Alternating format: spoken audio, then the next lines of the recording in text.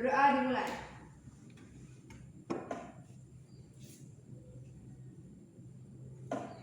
Berdoa selesai. Baiklah, Ibu akan absen terlebih dahulu.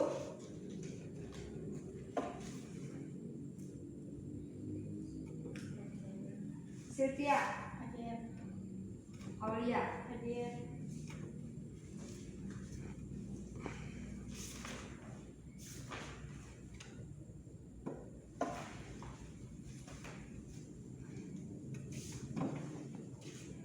sebelum kita mulai materi, Ibu akan membagi buku untuk kalian membaca terlebih dahulu atau bisa sering dengan literasi. Kalian membaca materi pada pagi hari ini terlebih dahulu. Kurang paham bisa kalian tanyakan kepada Miss. Silakan literasi, Miss beri waktu selama 5 menit.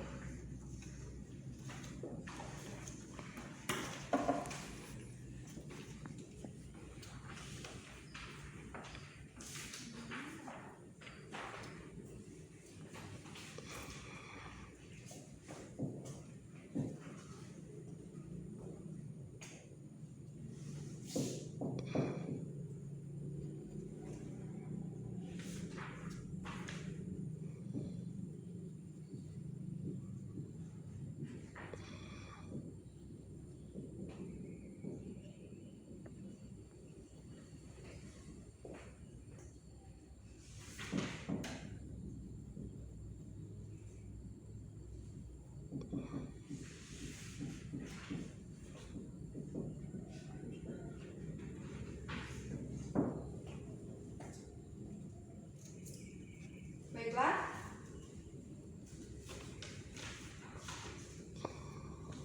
Miss akan menjelaskan terlebih dahulu dari materi yang kita akan sampaikan pada pagi hari ini, yaitu tentang perbedaan kemampuan anak di kelas. Itu dibagi menjadi 2 faktor. Yang pertama yaitu faktor warisan keturunan dan faktor pengaruh lingkungan. Di sini faktor warisan keturunan itu bisa disebabkan oleh gen-gen dari kedua orang tuanya seperti ayah, ibu. Itu tidak bisa dihindarkan atau dielak oleh individu ataupun anak-anak mereka. Karena semua perilaku, kemampuan atau kelebihan akan turun kepada anak-anak mereka.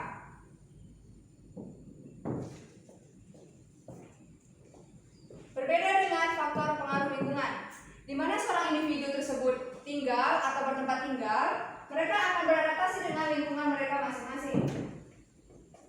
Misalnya, Silpi itu tinggal di tempat yang anak-anak itu berandalan atau nakal atau gimana gitu. Silpi memang pertama nggak gimana ya, nggak mau terpengaruh atau nggak mau bermain. Tapi lama-kelamaan Silpi akan terpengaruh atau keluar atau bermain pada mereka. Silpi akan mengikuti perilaku atau pengaruh dari mereka, seperti suka main game atau suka bermain di luar atau malam hari. Mereka akan terpengaruh lewat faktor lingkungan. Itulah bahayanya faktor lingkungan buruk terhadap lingkungan. Itu dibagi menjadi 3. Yang pertama yaitu faktor keluarga, di mana faktor keluarga itu sangat penting untuk pengembangan anak. Karena madrasah pertama anak yaitu adalah ibu. Kalau ibunya memang benar-benar mengajar pendidikan yang baik atau moral dan sopan santun yang baik, maka anaknya akan bersopan santun yang baik. Selanjutnya yaitu lingkungan sekolah.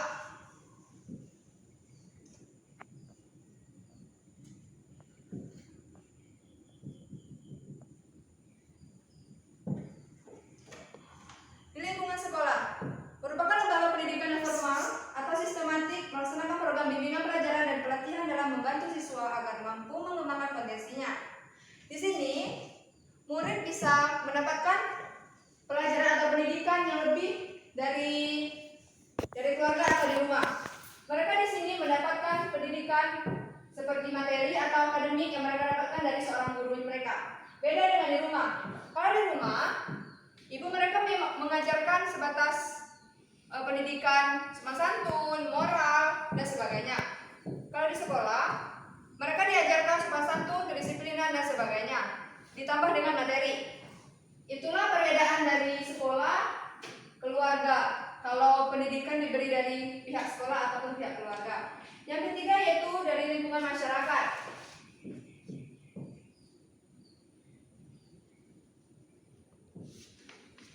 Dari lingkungan masyarakat itu sendiri merupakan lingkungan sosial remaja. Karena pada umumnya anak bersosialisasi dengan temannya atau lingkungan ini mempunyai peranan yang cukup penting bagi perkembangan anak. Faktornya bisa yaitu antara remaja dalam berminat atau belajar sesama mereka. Mereka bisa belajar ataupun hal baik ataupun hal buruk dari mereka saat mereka bermain atau berkumpul. Dalam perkembangan anak. Yang pertama yaitu butuhnya perkembangan atau kebutuhan pokok. Pertumbuhan pokok yang pertama yaitu dari masa dari umur 0 sampai 3 tahun.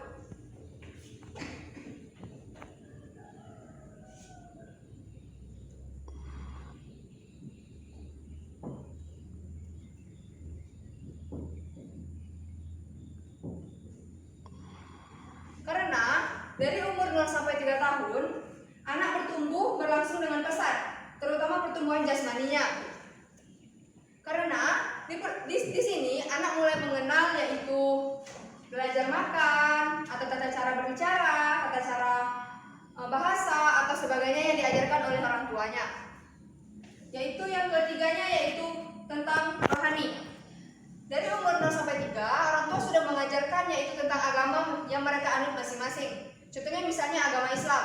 Di sana ibunya sudah mulai mengajarkan yaitu tentang huruf hijaiyah ataupun sholat. Dari umur 0 sampai 3 tahun mereka sudah diajarkan agar mengenal agama yang ia anut sejak kecil dan sampai pun dewasa.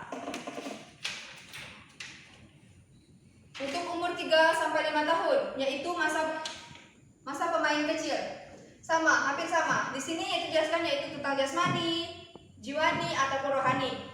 Di sini kalau jasmani adalah anak terus aktif dan bergerak, terutama dengan alat-alat motoriknya. Pada masa ini harus berusaha memperoleh keterampilan dengan otot-otot, hanya saja ia lekas lelah. Karena di umur 3 sampai 5, anak itu masih suka bermain atau berinteraksi dengan teman sebayanya.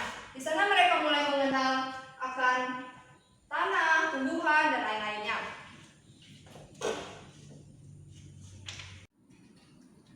Dari perbedaan kelebihan dan kemampuan anak di kelas itu bisa terjadi berbeda-beda karena setiap individu itu mempunyai kelebihan berbeda-beda. Kita tidak bisa menyamakan perbedaan mereka karena yaitu udah Miss bilang tadi, yaitu dibagi menjadi 2 faktor, yaitu faktor warisan, keturunan, dan faktor pengaruh lingkungan. Misalkan Silvi atau Aulia mempunyai kelebihan di bidang olahraga. Silvi tidak bisa memaksa Aulia untuk berkemampuan di bidang akademik karena Aulia mempunyai bidang yang lebih menonjol di akademik, sedangkan Silvi mempunyai kemampuan atau kelebihannya di olahraga. Mereka tidak bisa mengajak atau merangkul teman-teman untuk bisa satu hobi dengan mereka karena kelebihan dan kemampuan itu sesuai dengan diri masing-masing atau basic masing-masing. Jadi kita sebagai orang tua ataupun pendidik seperti Miss harus memahami karakteristik murid terlebih dahulu. Seperti misalnya individu A tidak suka seperti ini, dia lebih suka yang daya belajarnya itu seperti itu. Miss harus mempunyai cara atau banyak cara agar dia itu bisa beradaptasi dengan cara Miss belajar, dengan cara Miss menyampaikan, karena kemampuan dan kecerdasan anak itu berbeda-beda. Di sini kelebihan dan kemampuan anak di kelas kita harus memahami karena tidak mudah memahami kepintaran anak atau kemampuan dia belajar atau gaya belajar mereka di kelas. Sebagai pendidik, kita harus lebih sabar atau lebih memahami perbedaan dan kemampuan mereka. Kalau kemampuan mereka lebih, gaya belajarnya lebih menonjol di sini atau lebih sukanya seperti itu, kita harus mengikuti. Kita sebagai pendidik harus bertanggung jawab atas perbedaan kemampuan atau kelebihan yang mereka miliki.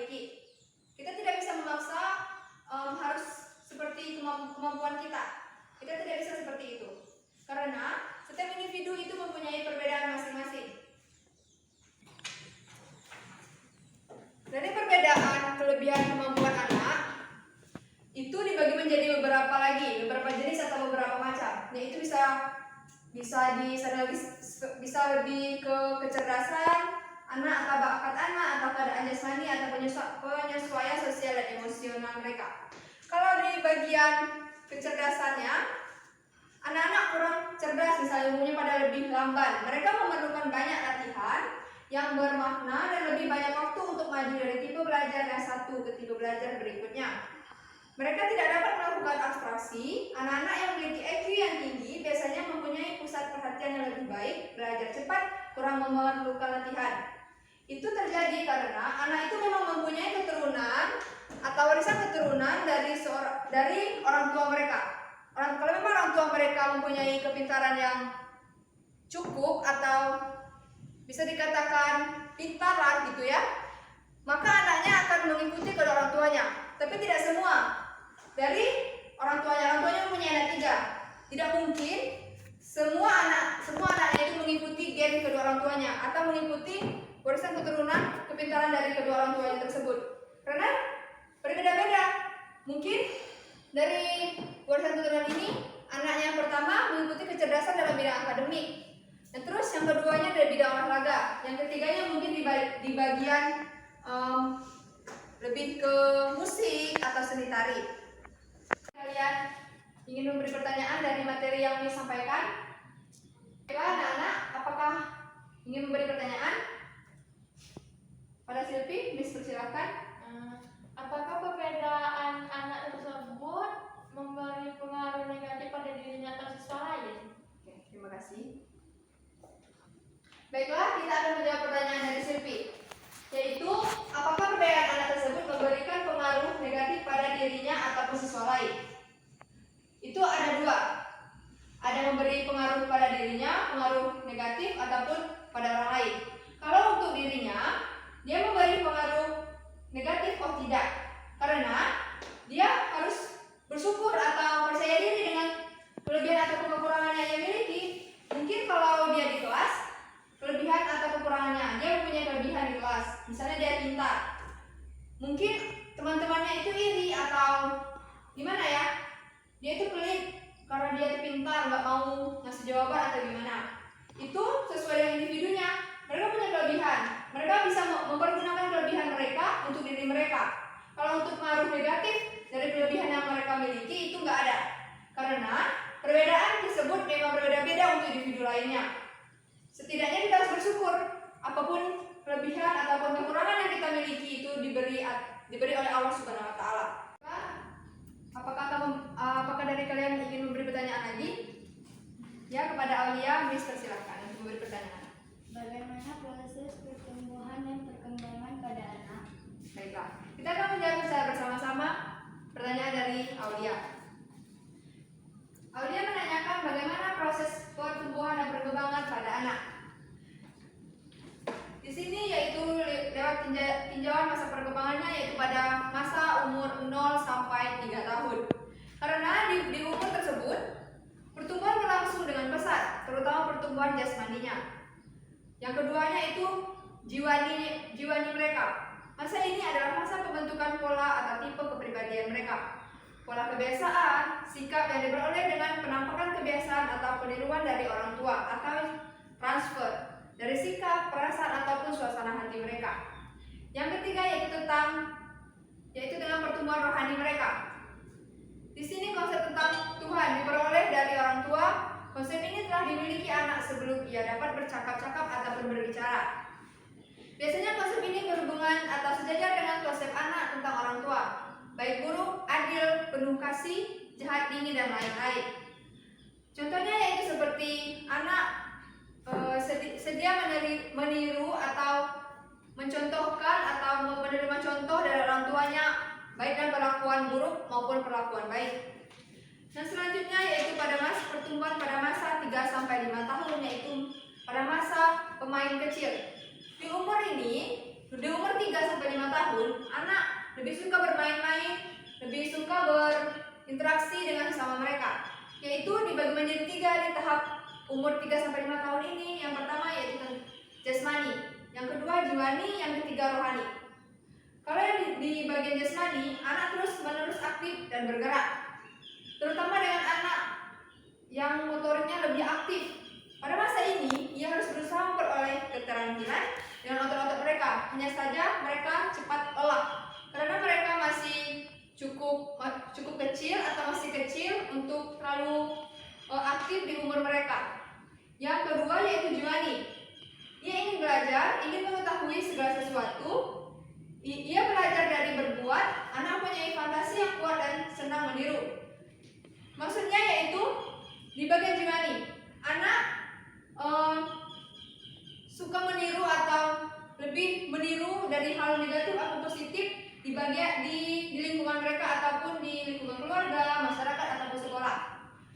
Mereka lebih meniru karena di umur mereka belum tahu itu baik, itu jahat, itu apakah benar ataupun nggak benar. Nah, dari situ mereka mencoba segala hal yang mereka lihat. Yang ketiga yaitu tentang rohani. Maksud tentang Tuhan langsung diperoleh dari cerita-cerita atau dari pengalaman-pengalaman. Biasanya Tuhan digambarkan dalam bentuk manusia. Nah, di sana itu lebih dari pihak orang tua, keluarga posisinya. Di sana orang tua harus lebih mengutamakan keagamaan, kedisiplinan dan sebagainya. Atau bisa menggambarkan dalam bentuk gambar atau dalam bentuk benda agar mereka tahu tentang keagamaan atau yang agama yang mereka anut. Selanjutnya yaitu pada masa 6 sampai 12 tahun atau masa sekolah dasar. Nah, pada masa ini dikenal dengan perkembangan jasmani secara memanjang. Pada segi jiwani, masa ini ditandai oleh perkembangan inteligensi yang besar. Anak ingin mengetahui segala sesuatu dan berpikir secara logis. Keinginan untuk mengetahui dan mencintai kebenaran itu diterapkan pula pada segi kerohanian. Nah, pada masa umur 6 sampai 12 tahun ini, anak itu lebih suka ingin cepat tahu atau rasa tahunya itu sangat besar. Karena di umur 6 sampai 12 tahun ini, anak itu ingin mencoba segala hal, apa yang ia belum coba atau apa yang mereka belum lakukan, mereka ingin meniru atau melakukan segala hal. Atau mereka merasa puas ataupun gimana ya? Ataupun senang atas keinginan atau perbuatan yang mereka buat. Itu entah baik, entah buruk, yang penting mereka ingin melakukannya. Itu tuh lebih berpengaruh negatif lah kalau memang mereka di posisinya itu di lingkungan yang buruk ataupun lingkungan yang kurang bagus. Nah, jadi di situ orang tua harus lebih mempokokkan atau lebih mengutamakan anak di umur 6 sampai 12 tahun tersebut. Yang terakhir yaitu di umur 13 sampai 19 tahun, yaitu masa adolescensi. Di umur 13 sampai 19 tahun ini sudah termasuk remaja lah dikatakan ya. Yaitu di bagian jasmani, perubahan dan pertumbuhan yang begitu pesat menimbulkan tingkah laku. Masa ini juga ditandai oleh matangnya alat-alat kelamin dan mulai berfungsi kelenjar-kelenjar yang menimbulkan dorongan tertentu. Pertumbuhan dan kemasukan ini lebih cepat pada anak-anak perempuan daripada anak laki-laki. Di samping perkembangan inteligensi dan berpikir logis, fantasi mereka menjadi sangat kuat. Juga sering terjadi pertentangan dengan pemikiran kritis ataupun logis. Anak sering berfantasi atau mengayal. Di